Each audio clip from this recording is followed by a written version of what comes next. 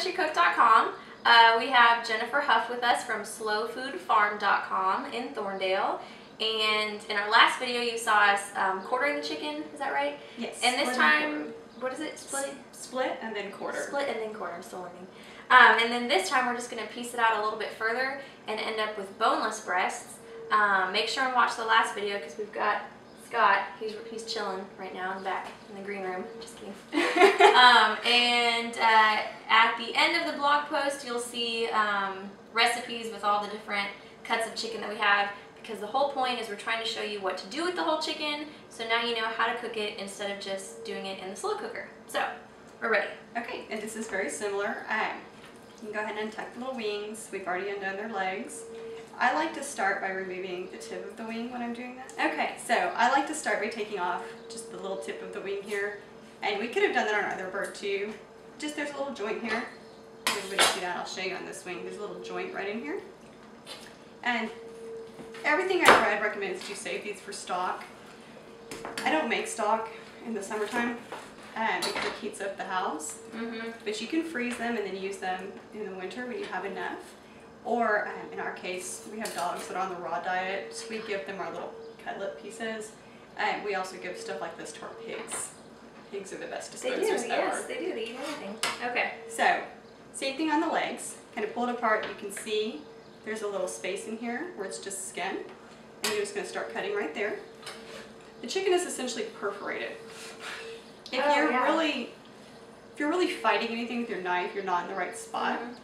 Yeah, if y'all can see right where that opened up, Jen did say let the knife do the work, so that was a good tip. And now the leg is still connected. I'm just going to bring it backwards. Do you see how the joint popped out? Do you have the same on yours? Yes, I found a joint. So now you can just cut right along here, as close to the chicken as you can without, cutting off extra stuff. We're not professionals, we're just showing you how to get it done. And that's the whole point of this, is that you don't have to be a professional. So same thing. That was a lot easier. That's cool. And this is your second chicken. This is my second chicken. And it's already gotten easier. Scott, you're gonna be the third. Just kidding. If he has a heart attack, we're not kidding. Yeah. So same thing, just cut away the meat. And my husband makes fun of me because he does not do this pop it back where you get the joint out. That's really helpful though. That helped me. It's the way I have to do it.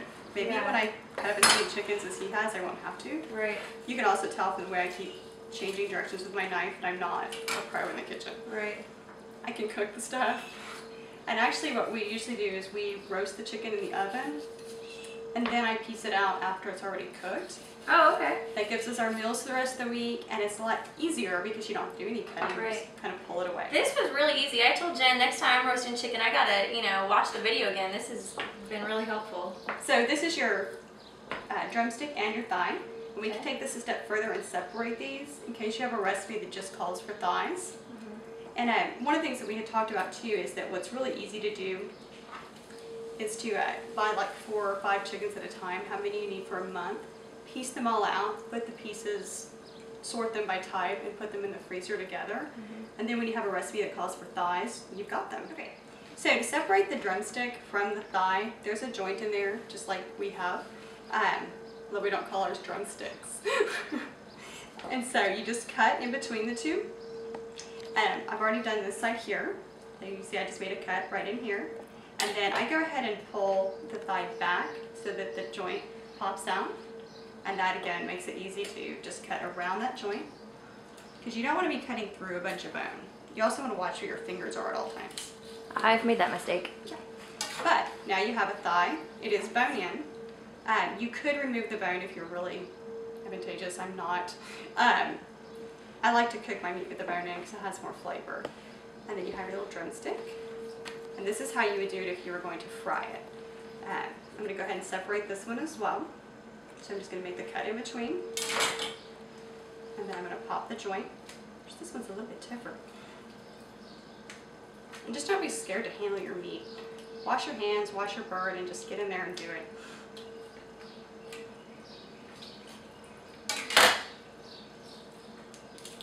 So there's our joint finally.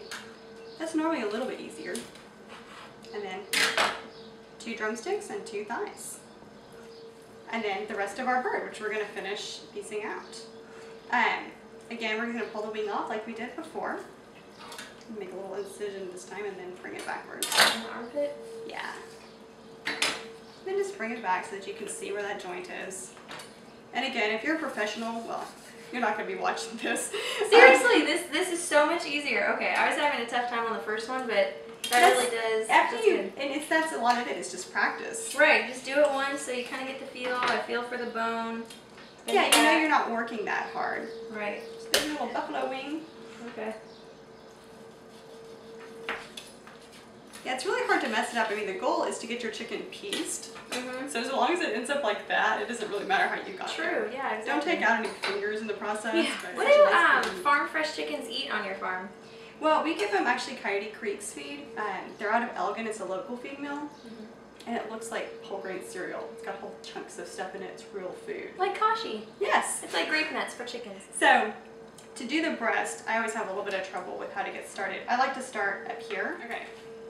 So again, we're just going to kind of cut this down here so we can see our center line. And I'm just cutting right along the bone.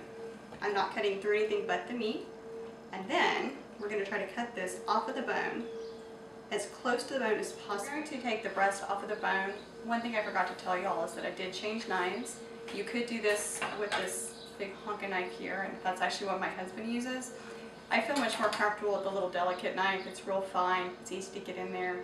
The key with your knives is that they're sharp. So all I've done is split this breast right down here just so I can see what I'm doing. And then there's a bone right in here. See, it's hard. And I'm just going to get between the meat and the bone as best I can. And just follow right along the bone. And we don't want to leave any meat on the ribs if we can help it. When you're first starting this, you're going to, and that's okay. Now we've cut this away. Pull it back so y'all can see good. And there's another little bone right here. You can see that it kind of makes a V shape. And I left way too much meat on there, but that's okay. Just cut right along that bone. And cut it all the way down. Cut off our skin. And then you have a boneless breast. Now, this meat that I left on here, which is just because I'm not a professional at this, this is really good meat, so you can just kind of scrape it off of the bone. I don't worry about cleaning up my carcass too much because we give it to our pigs or to the dogs. But if you were going to just throw this out, you would definitely want to take this meat off. So again, I'm just going to come right along that bone as close as we can get.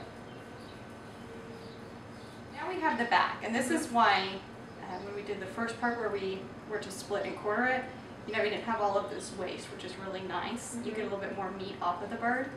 But this is it. You can freeze this. You can use it for stock in the winter time or in the summer if you really, you know, if you want to. Personally, I would feed it to my pig or my dog. But you can see all this meat that we're leaving. There's some stuff back here on his back. You know, there's a little bit of tenderloin in here. It's hard to ever get it all off. But if you have a recipe that calls for boneless breast, now we've got it. Now you've got it. Very cool. Alrighty. That's it. Well, thanks for coming from slowfoodfarm.com. She's in Thorndale, Texas. Y'all can find the chicken videos on her website, and they'll be on thehillcountrycook.com. And we'll also have recipes showing you how to cook each of these different portions of chicken later on down the post. Did we forget anything else? I think that's it. Okay. Just go out and try it and don't be scared. Try it. So get your whole chicken and try quartering it and freezing it. We got Scotty here, our little mascot, and we hope to see you all again next time. So thank you. hillcountrycook.com, slowfoodfarm.com. Okay, we'll see you. Bye.